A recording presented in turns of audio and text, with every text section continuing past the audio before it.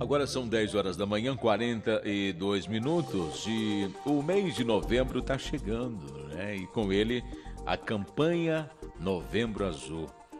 Essa é uma campanha de conscientização que é realizada por diversas entidades no mês de novembro, dirigida à sociedade, em especial aos homens, para conscientização a respeito de doenças masculinas, com ênfase na prevenção e no diagnóstico precoce do câncer de próstata.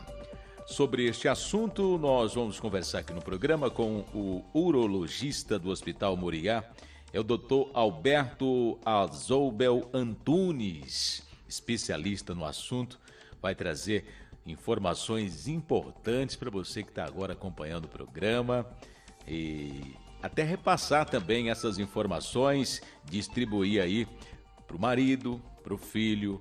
A conscientização é um grande negócio. Doutor Alberto, bom dia. Bom dia, é um prazer falar com você e com os ouvintes da rádio. Explica aqui para os nossos ouvintes, quais são as doenças da próstata consideradas assim, digamos, benignas, doutor? Olha, a principal doença da próstata benigna é o crescimento benigno, que a gente chama de hiperplasia. É um processo proliferativo que não tem gravidade, não tem relações biológicas com o câncer e que virtualmente todo homem está exposto já a partir dos 40 anos. Ela se caracteriza por um aumento progressivo da glândula da próstata, né, que por uma questão anatômica de circundar a uretra, que é o canal que a gente urina, que tira a urina da bexiga, ela pode produzir um processo obstrutivo como consequência desse aumento.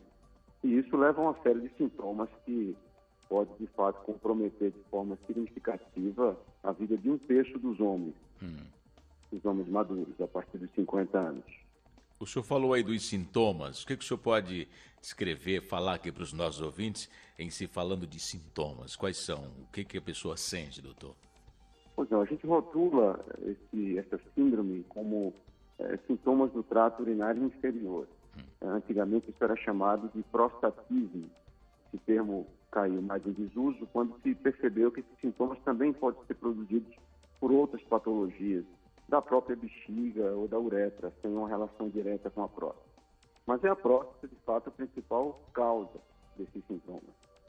Eles se caracterizam por um aumento gradual na frequência urinária, ou no número de vezes que o indivíduo vai urinar, o aparecimento de urgência, que é aquela vontade incontrolável que o homem sente subitamente de ir ao banheiro, sem necessariamente a bexiga estar muito cheia.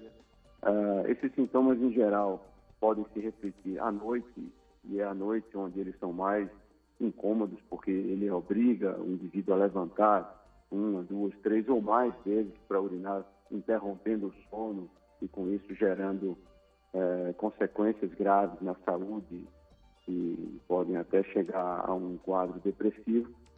E na progressão desses sintomas, o jato urinário pode começar a se enfraquecer, a se tornar partido, e vem uma sensação de esvaziamento incompleto, que é quando, ao final da micção, o homem não consegue, de fato, esvaziar todo o conteúdo da bexiga.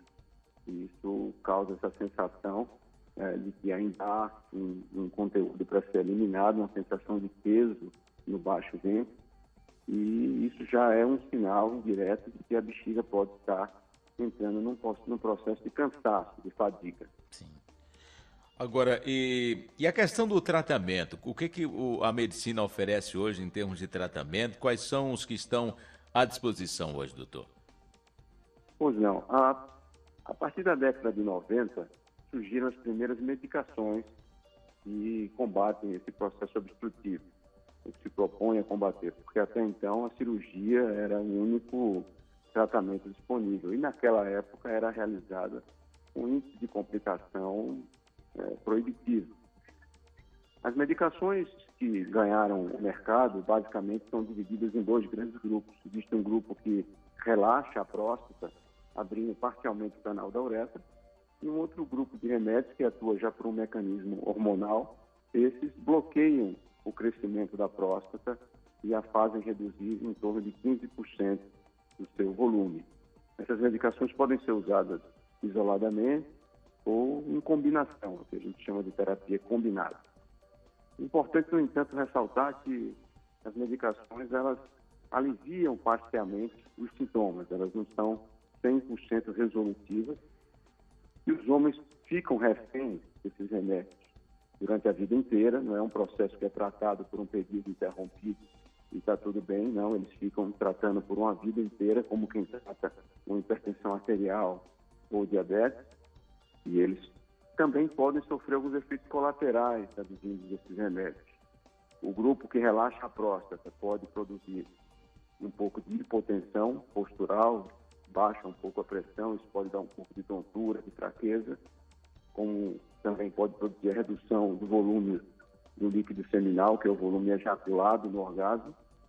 E as medicações que alteram e impedem o crescimento da próstata, que atuam por um mecanismo hormonal, essas podem produzir disfunção sexual, queda da libido ou disfunção erétil, que é a perda da capacidade ou diminuição da capacidade de ereção. Isso não ocorre naturalmente em todos os casos, mas muitos homens podem sentir efeitos colaterais e não tolerarem bem esses remédios. Tá certo. Agora, doutor, e a doença benigna, ela pode evoluir para um câncer, uma coisa mais complicada? Quais são os cuidados que a pessoa tem que ter a partir do momento que é diagnosticado com um problema? Não, felizmente ela não pode evoluir para um câncer. Os homens se preocupam muito quando começam a apresentar esses sintomas que eu me referi no início. Sim. Mas, na verdade, eles são indícios de uma doença benigna. O câncer, contrariamente, não costuma dar qualquer sintoma quando ele está na sua fase inicial, quando ele pode ser curado. Então, os homens não devem se preocupar nesse sentido. A preocupação deve ser voltada para uma qualidade de vida adequada e para a saúde da bexiga dele, que pode realmente, caso o processo obstrutivo esteja instalado e não seja combatido, levar a um processo de alteração até definitiva da função da bexiga, e posteriormente não vai ser mais possível a reversão desse quadro. E a questão do exame, doutor, como que é feito?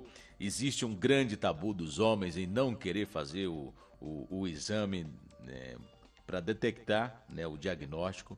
E a questão também da prevenção, né? Eu gostaria que o senhor batesse forte em cima disso.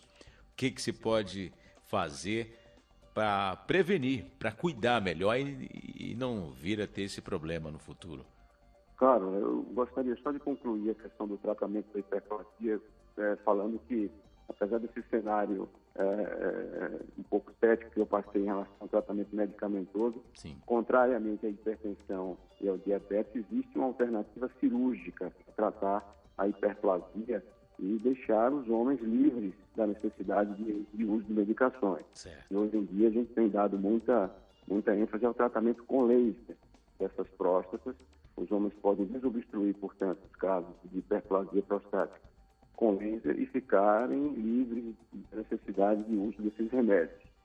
E esse é o tratamento mais eficaz, que envolve uma cirurgia de pequeno médio porte, mas eles ficam livres definitivamente do processo obstrutivo. É importante ressaltar isso. Em relação à prevenção, hoje em dia, felizmente, essa questão do tabu quanto ao exame digital da próstata melhorou muito. A maioria dos homens tem uma cabeça mais aberta, mais acessível e aceitam com muito mais naturalidade esse processo do exame. É fundamental que todo homem faça uma dosagem de PSA em torno da quinta década de vida, ou seja, entre os 40 e os 50 anos. É importante ter uma dosagem. E a partir dos 50 anos, procurar o urologista para fazer o que a gente chama de rastreamento.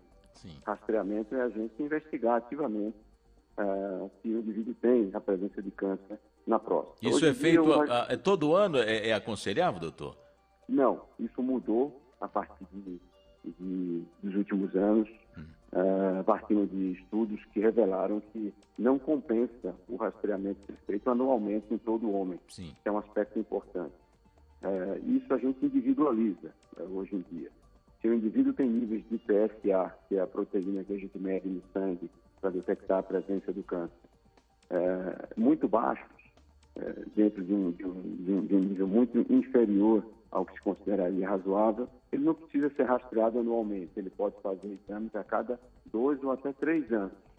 Agora, se o PSA está no nível limítrofe para a idade e para o tamanho da próstata, ele deve ser investigado mais a miúde, mais de preferência anualmente. É importante falar que aqui a gente está falando de rastreamento, são homens assintomáticos que investigam ativamente a presença possível de um tumor na próstata. Tá certo, doutor Alberto. Quero agradecer muito sua participação aqui dentro do nosso programa. E de repente algo que o senhor queira acrescentar também nesse nosso bate-papo, que o senhor acha assim interessante, muito importante abordar dentro desse tema, fica à vontade, por gentileza. Eu acho que é importante deixar claro para a população masculina que a prevenção é a alma do negócio e que, falando principalmente da hiperplasia, no caso, há uma crença que o tratamento cirúrgico, principalmente com laser, pode produzir as mesmas consequências da cirurgia do câncer. Isso não é verdade. A cirurgia da hiperplasia, que livra os homens das medicações, não produz disfunção erétil, não produz incontinência urinária e é muito bem tolerada. Então, muitos homens ficam reclusos em suas casas e resilientes aos sintomas, com medo de enfrentar um processo que hoje ele é muito mais refinado e com baixíssima morbidade. Então, eu peço que esses homens procurem seus urologistas e se esclareçam a respeito desses aspectos para melhorarem sua qualidade de vida e terem uma terceira idade mais saudável. Aí no Hospital Moriá, como é que estão já os preparativos para esta campanha Novembro Azul, doutor? O Hospital Moriá é um hospital que tem uma visão futurista incrível. Ele tem se equipado com a mais alta tecnologia voltada para a saúde do homem e eu, sem medo de errar, posso afirmar que hoje é possível oferecer no Hospital Moriá o que há de melhor na ciência médica, na prática médica, da mesma forma que é aplicada nos maiores centros de urologia do mundo. E, portanto, é uma grande vantagem aqui, uma grande contribuição desse centro para a cidade de São Paulo, particularmente. Tá aí, nós conversamos com o doutor Alberto Azoubel Antunes, urologista do Hospital Moriá. Falamos aqui sobre a campanha Novembro Azul, sobre as doenças da próstata, assuntos interessantes para os nossos ouvintes. Muito obrigado, um abraço, até a próxima, doutor. Eu que agradeço, um ótimo dia a todos. Obrigado. Obrigado pela sua disponibilidade em contribuir aqui com o nosso programa, trazendo essas informações.